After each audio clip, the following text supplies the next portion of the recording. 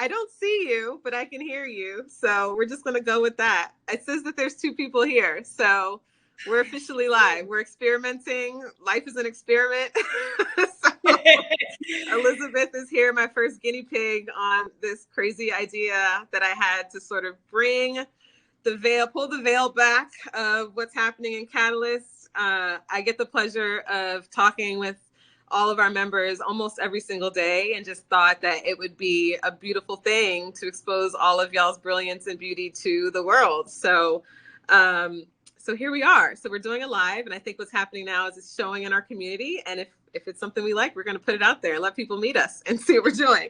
And so the goal I had for this is like literally the goal that I have for everything that I do. I didn't want it to be stuffy. I didn't want any sort of pretense. I want every conversation to be kind of unique and kind of about the person who is on the other end of the conversation. So some of us will be sitting at our computers. I may be driving to pick up the kids sometimes from camp or in my garden outside. But I just wanted, you know, as everything I do, sort of to bring full humanity to kind of what we're putting out there in the world. So I am joined today. Oh, it looks like somebody else is on. We have a third person. I don't know who it is.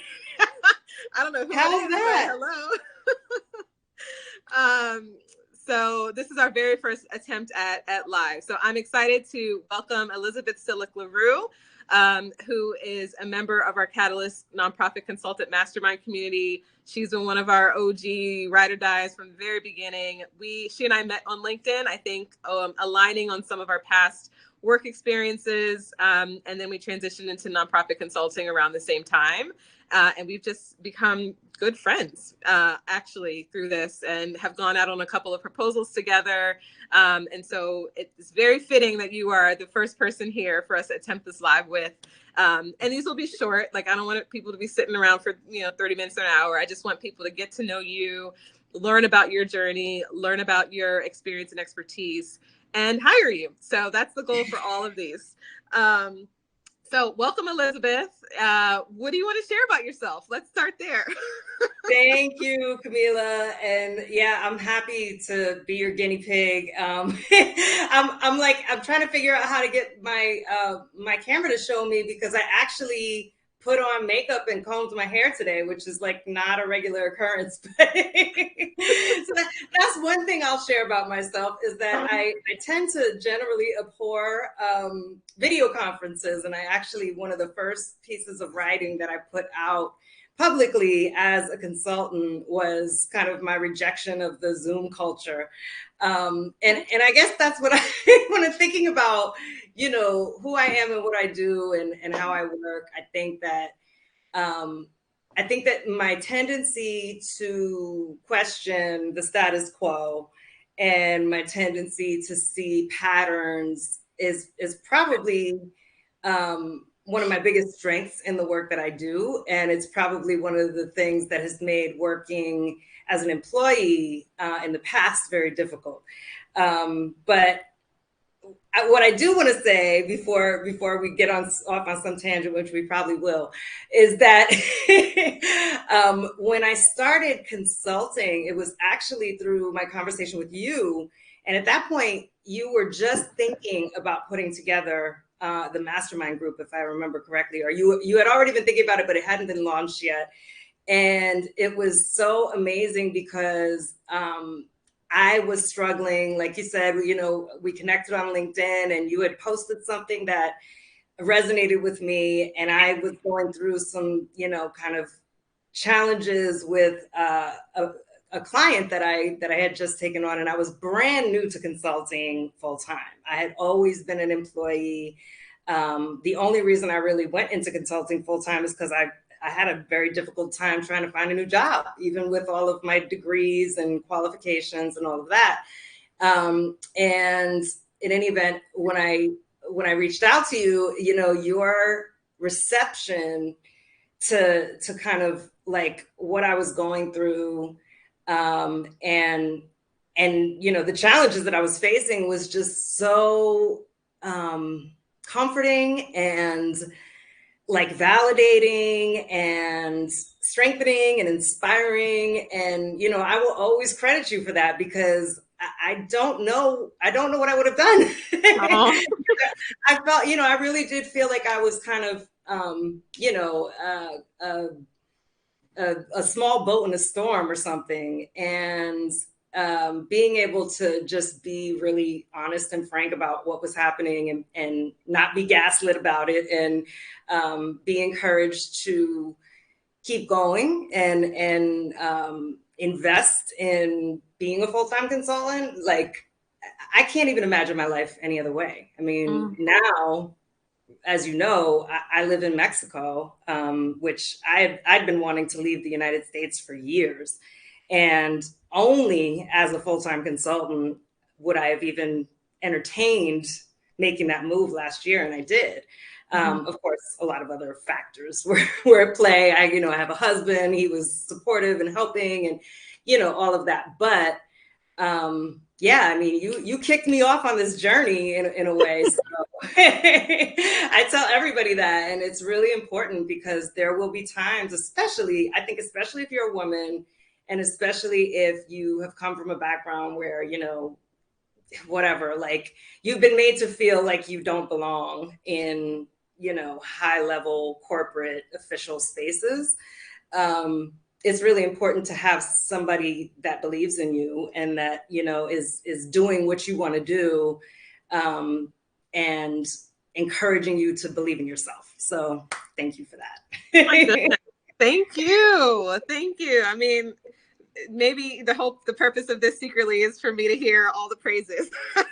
Yeah, why not? It's not about me. It's about you. I have to figure out how to get your camera on, because you did get all pretty fired up. So I still only see your avatar thingy, or your picture.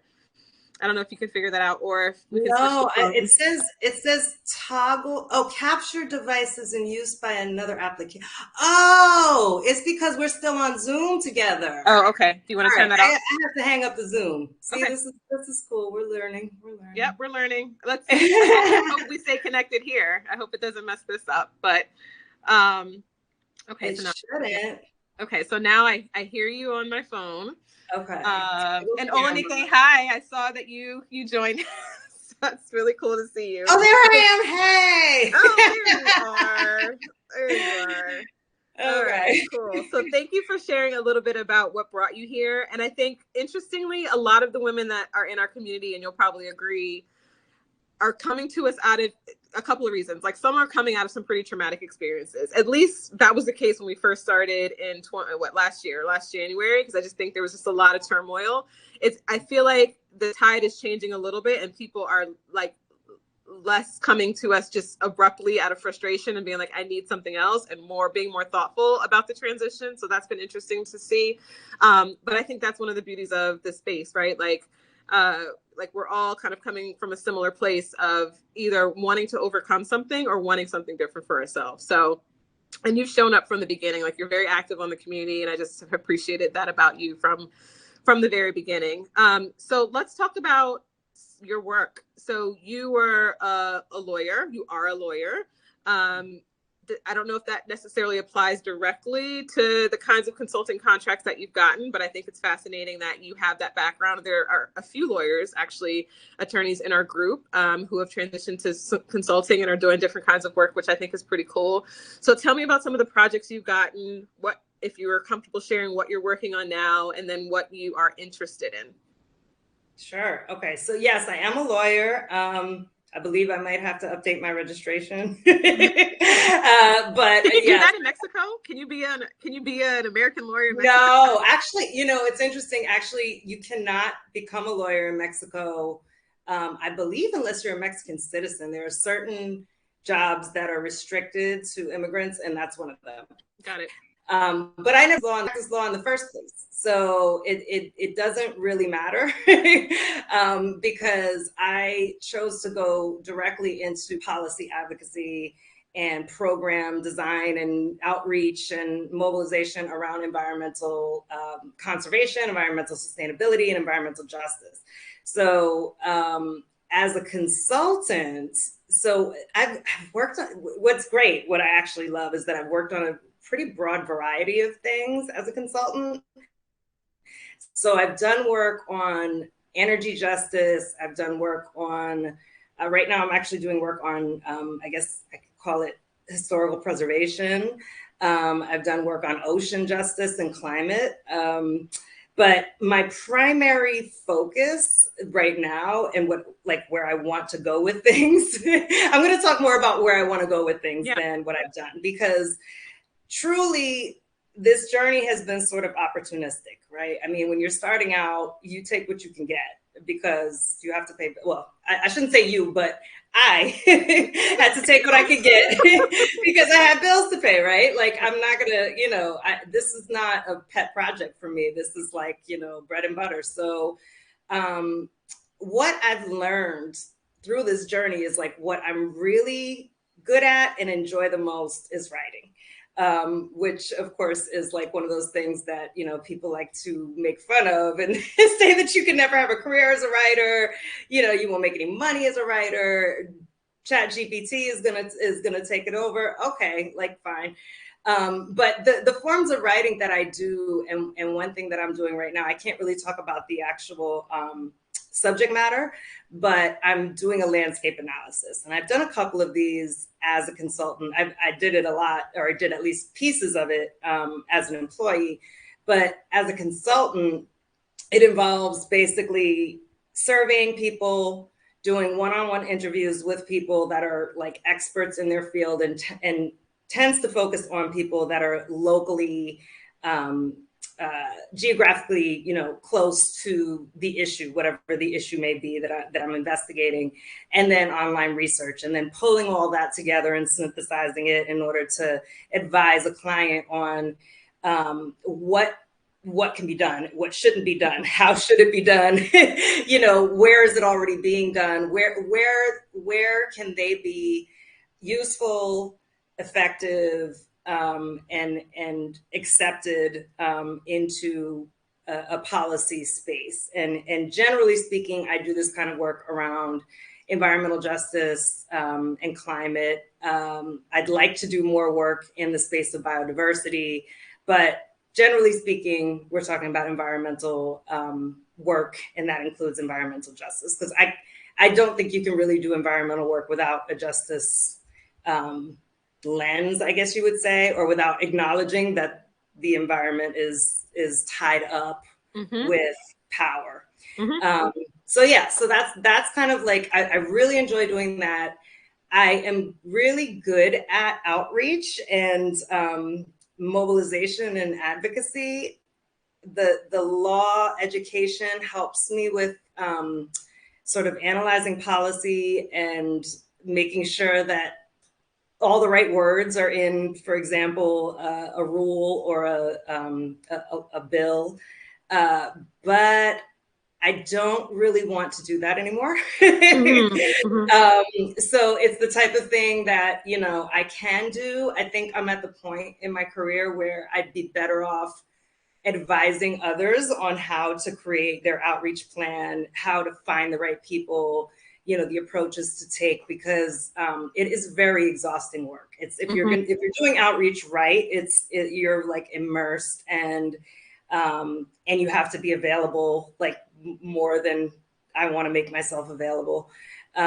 So I think I'm at a point where I would be willing to help clients, and my clients are generally nonprofits, to devise their outreach plan and strategy rather than to actually implement the work. Okay.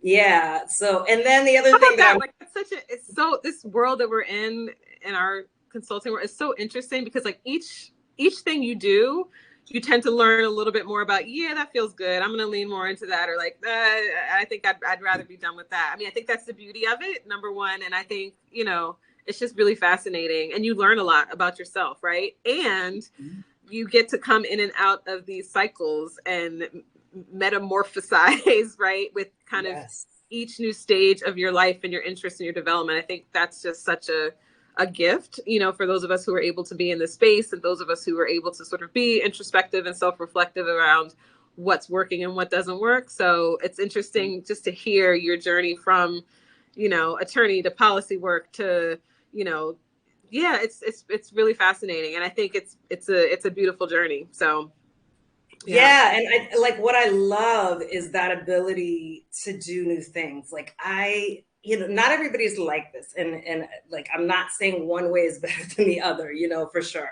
But in my past jobs, I've worked with people that worked in the same tiny niche for like decades. Right. And I knew, like, I can't do that. I will get bored. Like, it's just not for me. I love variety. I like to follow the trail of interest. You know what I mean? Like, The hard part though was getting people on the other side to understand that, right? And appreciate, this is my opinion, and appreciate I use the word sort of multidimensionality, right? Yes. Of us as human beings. Like, it's, it's hard for people, I think, to think outside of the fact that people can be great at more than one thing, or to figuring out how to connect the dots, or feeling like, there might not be a commitment to something. But I think, part of the beauty of our world is kind of getting to explore those various aspects of ourselves, and lean into what feels right today, that once that project is done might not feel as right, and you want to do something else. So, to the ability that we're able to do it, and there are folks out there that are able to recognize that as a benefit, really, because you're bringing just so much depth of experience, curiosity, and interest to various projects and ways of thinking and ways of approaching, solutions to problems. I think it's an incredible asset, for those of us who are able to kind of explore that way of existing. And I feel like I feel like this is going to be a theme. Like, we're going to hopefully do these with anyone in our community who wants to just say hello and introduce themselves. But I do feel like that's going to be an interesting theme that folks might recognize about the way that our brains work, at this stage in life. And I'll also say most of our group is like late 30s to 50s. So there's something about also, I think, that phase of life, perhaps particularly with women, that, it sparks something in us to try this out. Right. And, and we just, we have just a lot to bring to the table. I think, those of us who kind of operate in this space, but, so the intention was for these to be quick. I'm sorry, I'm like tired. The intention was for these to be quick. Y'all get to see my messy house. Lord, let me go outside. Get to see my outside. The intention was for these to be short. People are going to be wherever they're going to be. That makes them feel good. I wanted people to get to know y'all's spirits and y'all's expertise and what makes you tick and what got you where you are. So is there anything else like that you So one thing I do want to say, two things I want to say. One thing about what you just said about, that people not understanding that multidimensionality, I agree. And I think that's changing. I think that, obviously the culture of work, since the pandemic has been constantly under scrutiny and under, pressure to change. And I think one of the things is a recognition that we are whole people and we do have interests that might not align with, or I won't say align, but might not be obviously connected to the work that we are known for. And I think there's more space opening for that from what I see. And like, for example, I write a lot about racial issues and interracial families because that's like life experience is going to inform the way I see the world. That's not disconnected from environmental work, right? And when you think it is, then that just like if somebody tells me what you're talking about is disconnected from environmental work, I know you have some learning to do. That's not a deficit on my part. That's you need me. You need me to explain to you how these things are connected, right? And the other thing I wanted to say is that as far as learning on this journey, one of the things that I was really adamant about in the beginning was like, I just want to work by myself. I just want to serve a client, do the work, walk away. And I'm currently partnering with somebody that I met in your mastermind group, right? Who she won the contract with the client, and she had a portion of the contract rather that she didn't have capacity to take on at the moment. she saw me saying, "Hey, I'm looking for work." And we connected, and it's working out really, really wonderfully. And I'm like so excited about it because, what I realized through this process is that it's not that I don't want to work with people. It's that I need to be very selective about who I work with. And there's actually a lot of synergy and, excitement and, kind of more inspiration that comes to the project when working with someone else. So yeah, that's it. I love that. I mean, I say all the time, one of my biggest goals is for none of us to ever have to hustle for work again, right? Yeah. That is like, if people can come in this community and not have to stress about where their next thing is going to come from, because all of us have 20 plus years, most of us have 20 plus years of experience multiplied by 30, 40, 50 people in the group. I'm like, the maths, right? We should not have to be out here going through these feasts and famines. We're talking to people all day long, and something that might not work for us, we can identify someone that we respect in our community and that we know, right? Because we really get to know each other. That would be really good to work with. So I love knowing that you found someone through the community, that you all are working well together. I know that's happened a couple other times. That's what makes my heart sing. I think the way I might want to end these things, I mean, and maybe you can tell me how this feels, but I think the audience for this would be both people who are interested in consulting, right? So I want people to sort of gain inspiration from our stories, but also I think I want people out there who are in positions of power to be able to hire consultants to see us as a resource, right? And to understand the quality and caliber of people who are, a part of this here amazing thing. So I don't know which way I want to end this, but maybe we'll end it with the audience of consultants in mind. So if you think about to Elizabeth in 2022, the beginning of 2022, right? I have already sort of alluded to this. What's one of the first things that you would suggest that folks do who are looking to be consultants? Yeah. I'll say two things. First thing is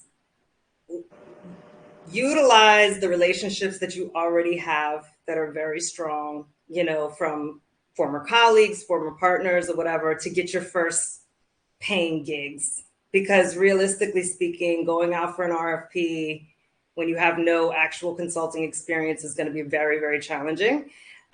So you gotta pay bills, right? So start with what you have already to get your foot in the door of consulting, and then very quickly join a community like Katalyst. And if Katalyst is not the community for you, then find one that is. But or find one or create one, depending. Yeah, find one or create one, exactly.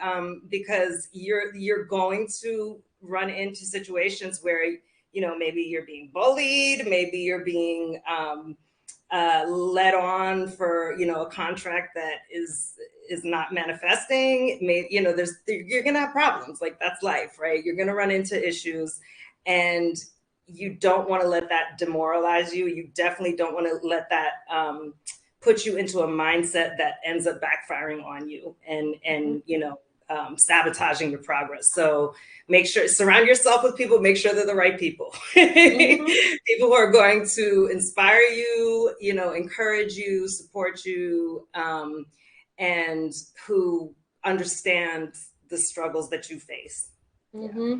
Great. Well, that's beautiful. Thank you so much. I hope this recorded. This is all.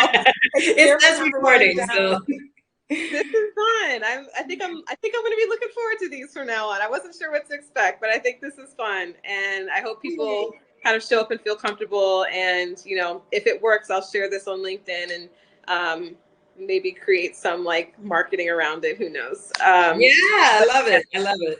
Thank you for being the first one to say yes to this, to pretty much everything I put out there, to just being who you are. You've been a gift in my life, just getting to know you and the random connection. Are you about to cry? You're about to cry. No. I'm tearing up. So thank you so much, Elizabeth. I love you. Good luck with everything. And I'll see you on the other side. All right. Bye. All right. Bye.